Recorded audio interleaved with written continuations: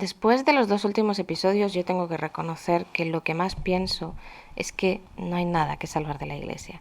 Yo no quiero salvar a la Iglesia, y con Iglesia me refiero a la institución de la Iglesia.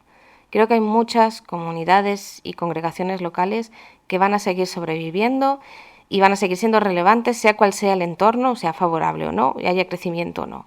Esas cuestiones les van a dar igual porque esa sí es la Iglesia de Cristo, y están ahí para amarse y para hacerse refugio y para ser un poco de punta de lanza, para existir sin más, siendo diferentes y ofrecer ese consuelo a los demás. El resto es la gran empresa de la que ya os hablaba en el episodio de la semana pasada y un poco en el anterior, que se ha querido jugar según las reglas del mercado para engordar y ser superiores a la iglesia de la otra calle y sentirse más poderosos con un púlpito más alto y hacer que sus líderes se compraran mansiones más grandes y se pudieran permitir caprichos más caros. Si se han vendido al mercado, ahora se merecen morir con el mercado. Y lo digo con toda tranquilidad. Si has servido al Dios del mercado, pues te mereces morir en sus manos, porque al fin y al cabo es lo que el mercado hace con todo. Estamos totalmente acostumbrados a eso. No sé en qué momento alguien pensó que en esta cuestión sería diferente. Me refiero a que yo no voy a sentir ninguna pena si esta iglesia evangélica que conocemos deja de ser tal como es. Yo sigo con mi pequeña fantasía feliz de que ojalá las instituciones y los ministerios tuvieran que aprender a funcionar desde el amor y las relaciones humanas y no por y para el dinero. Durante mi adolescencia y mis primeros años de vida adulta, viví una especie de desesperación constante desde las instituciones, desde las denominaciones, una obsesión por el futuro de la Iglesia. Era el tema de conversación perpetuo, siempre estaba en peligro, siempre había que esforzarse más, siempre había que dar más tiempo, más dinero, más recursos, y nunca era suficiente. Aquella sensación nunca se acababa, nunca se saciaba. Esa institución no ha podido hacer nada por evitar su crisis y su declive. Ha ocurrido que las nuevas generaciones no han querido asumir el mando de un sistema que les roba tiempo, esfuerzo, dinero y que nunca ha dejado de exigirles, y dando tan poquito a cambio, apenas un poco de consuelo interno y un simulacro de algo así como una experiencia espiritual. Y el hecho de venderse a los modelos empresariales, algo que se hizo a la desesperada para intentar atraer a la gente, ha terminado de seccionarle del todo la yugular. En aquella época de la que os hablo, que no es hace tanto tiempo, hace menos de 20 años, se pensaba que la solución iba a ser modernizar las iglesias, dejar que la gente vistiera de manera moderna, que los pastores fueran a la moda, que se pudiera usar tatuajes y que se pintaran los escenarios de negro en vez de tener una cruz al fondo. Y luego se pensó que poner mejor música iba a ser la solución. Y luego se pensó que meter más innovaciones de sonido e imagen y pantallas más grandes iba a ser la solución. Y cuando no estaban enfocados en las mejoras de luces y sonidos, se obsesionaban con volver a doctrinas que solo tuvieron aplicación y contexto en siglos pasados, porque no sabían qué hacer. Nunca se habían preocupado por acercarse siquiera a hacer una teología que fuera bonita, relevante, útil de verdad. Es que no hacía falta hacer teología. La teología no la tenían que hacer ellos, la hacían otros, los que nos vendían los libros y los cursos que nosotros comprábamos. No había que pensar, no había ninguna necesidad de hacerlo. Lo único que había que hacer era consumir los productos adecuados.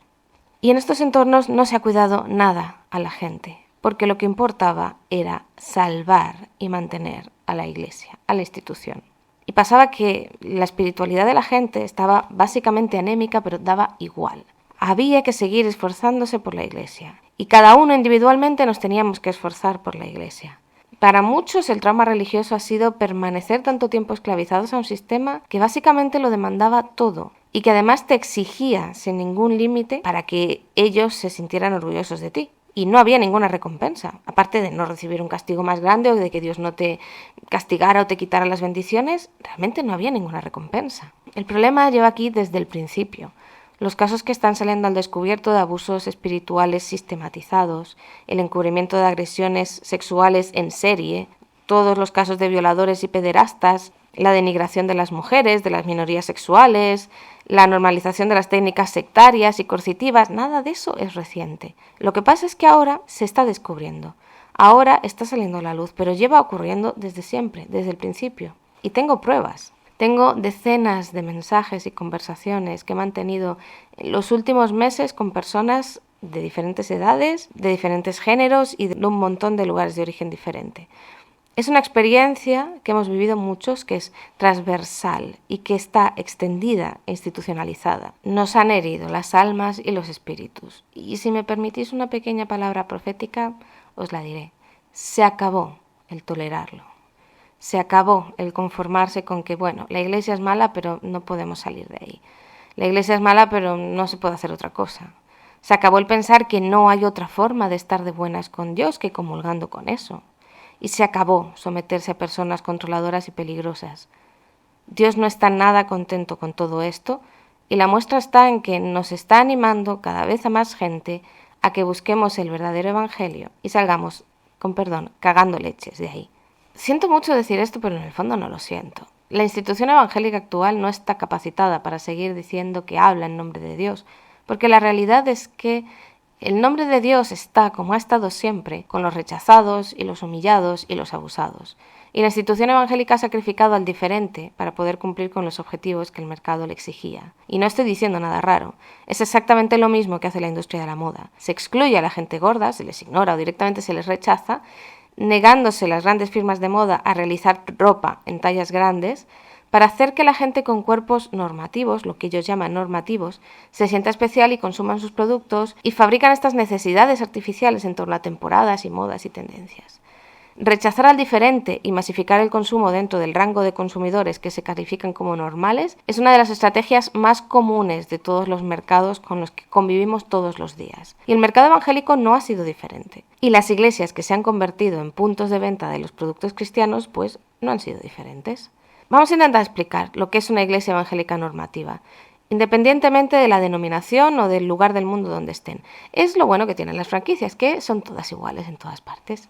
En una iglesia evangélica normativa, el objetivo de la reunión dominical es recibir la palabra, entre comillas, que va a impartir el pastor desde el púlpito o desde el escenario, pero en cualquier caso desde un lugar que sea un poquito más alto y que tenga cierta autoridad asociada. Es el lugar donde no puede subir todo el mundo, solamente los que han sido escogidos. Esta palabra del pastor es un poco difícil de describir, pero viene a ser como algo un poco místico, que tú, como persona individual que asistes a ese culto, tienes que recibir de parte de Dios.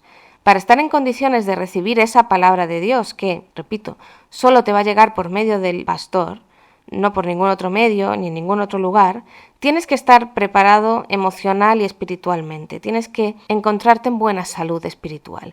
Y para eso no solamente tienes que hacer tus ejercicios devocionales y espirituales cotidianos en tu casa toda la semana, sino que también hay un periodo de alabanza previo. Se canta y hay un orden establecido de canciones que van desde lo más alegre a lo más íntimo según se quiera conseguir que el estado de ánimo de los asistentes sea de una manera o de otra. Luego también puede haber una serie de actividades más o menos opcionales. Se puede hacer o no una Eucaristía, se puede recoger la ofrenda o se puede hacer anuncios para que la gente haga un ingreso luego después desde el banco. Se dan las noticias de la semana. Y puede que algunos grupos de estudio bíblico se reúnan ese día o normalmente también lo pueden hacer otro día de la semana. Pero lo importante siempre es la predicación y la alabanza. Eso es lo que no puede faltar. También puede que haya un culto de actividades especiales para niños y todo eso transcurre con una fluidez y con la seguridad de que con pocas modificaciones de fondo se lleva haciendo décadas y eso, entre comillas, eso exactamente, es lo que tenemos que hacer y es el lugar donde tenemos que estar los domingos para que Dios esté contento con nosotros. Pero esto es como entrar en una tienda de ropa de Zara y creerse que cualquiera que atraviese las puertas va a tener la misma experiencia. Por ejemplo, si tienes mi cuerpo, que no es normativo, directamente ni se te ocurre entrar en una tienda de Zara a comprar ropa porque ya sabes de antemano que no va a haber nada para ti. Y no nos paramos nunca a pensar si es posible que ocurra lo mismo en las iglesias. Para empezar, alguien sordo que entrara a una iglesia evangélica normativa no va a poder participar ni de la alabanza ni va a poder escuchar la predicación y todo el culto está organizado para girar en torno a eso. Son realmente muy pocas las congregaciones que tienen adaptado su programa para lengua de signos. ¿Para qué van a invertir en un programa de adaptación a lengua de signos si no hay sordos en su iglesia? Y precisamente no hay sordos en su iglesia porque no tienen un programa de adaptación. En fin, que en cualquier caso no te encuentras a la gente sorda cómoda en estas iglesias. Si eres una persona con alguna neurodivergencia, la realidad es que la tarea de estar sentado durante 20, 30 o 40 minutos escuchando a un tipo hablar se vuelve una auténtica tortura. pero está muy mal visto, es de muy mal testimonio y te señalan y te acusan y te regañan si no estás pendiente de la predicación. Es la predicación la palabra de Dios. Es el mensaje de Dios que quiere darte a ti esta semana a través de ese predicador en ese momento específicamente y de ningún otro modo ni en ningún otro lugar. Y espero que se me note la ironía.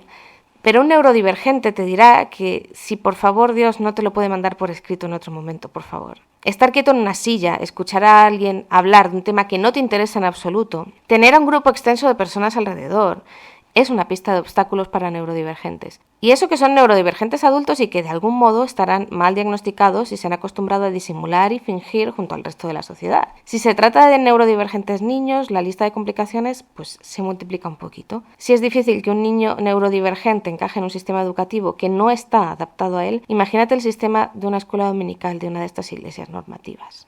Y los padres de un niño neurodivergente, aunque ellos sean neurotípicos, no van a estar nada cómodos dejando a su hijo con necesidades especiales en manos de personas que no solamente no tienen ninguna formación, sino que tampoco les importa. Así que esos padres neurotípicos, aunque hubieran podido estar a gusto en ese culto dominical, tampoco van a ir cómodos a esa iglesia. Y si van, no van a estar cómodos porque se sienten todo el rato inseguros por sus hijos. Lo que pasa es que les han dicho que esa es la única iglesia válida para ser cristianos de verdad y estar de buenas con Dios, así que hay un pequeño problema.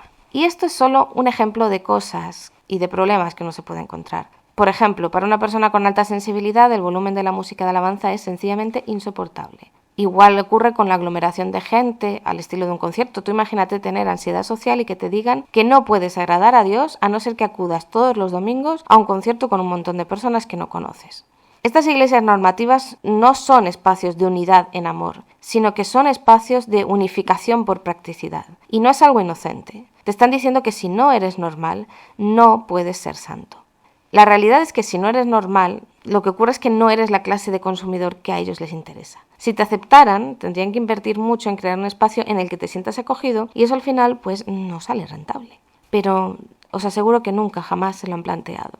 Muchos van como con una especie de velo en los ojos de buena voluntad, a ciegas por el mundo.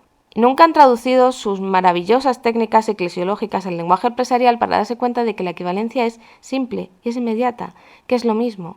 Hace un tiempo yo me propuse que si iba a alguna iglesia en la que me dieran la oportunidad de plantear estas preguntas de cómo podían adaptar sus cultos a personas con discapacidad o neurodivergencia, y resulta que pasaban cosas bien curiosas. En muchas de estas iglesias ni siquiera tuve la oportunidad de plantear la pregunta, porque yo no estaba allí para participar de nada ni para hacer preguntas, sino que estaba allí para asistir a un culto, y eso me tenía que quedar claro. En otras, la verdad es que no tenían ni idea de lo que estaba hablando, me cambiaban de tema porque sencillamente se sentían muy incómodos. Y en otras, con un poco de suerte, te podías encontrar que antes de irte pues te dejaban una vaga promesa de que lo iban a mirar, de que lo iban a pensar, ¿no? Y la única conclusión es que en una grandísima mayoría de estas iglesias, una persona que fuera neurodivergente, una persona con alta sensibilidad o que tenga algún tipo de ansiedad social o de trastorno adaptativo, no pondría un pie dentro, porque se sentiría incómoda y excluida desde el primer minuto. Igual que a un gordo nunca se le ocurriría entrar a comprar ropa a un Zara.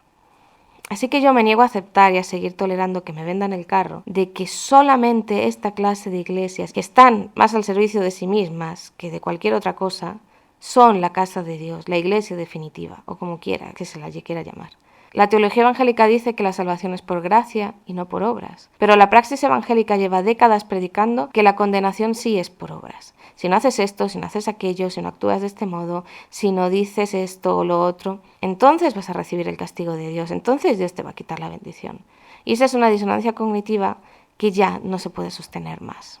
No se parece en nada a la promesa cálida y acogedora del Evangelio. No se parece en nada al lugar de refugio y consuelo en comunidad, espacio donde nos edificamos unos a otros y nos amamos y nos acompañamos, y el mundo o el resto de la gente es capaz de ver que ese amor tan extraño que nos tenemos, pues ni obedece ni rinde servicio a nada más que a Dios mismo, para decir que somos de Cristo y nada más. Y yo no quiero en este momento de mi vida conformarme con ningún simulacro de esto. No quiero ninguna triste falsificación. No quiero aspirar a menos y no voy a conformarme. Yo soy Noa Alarcón y esto es El Camino.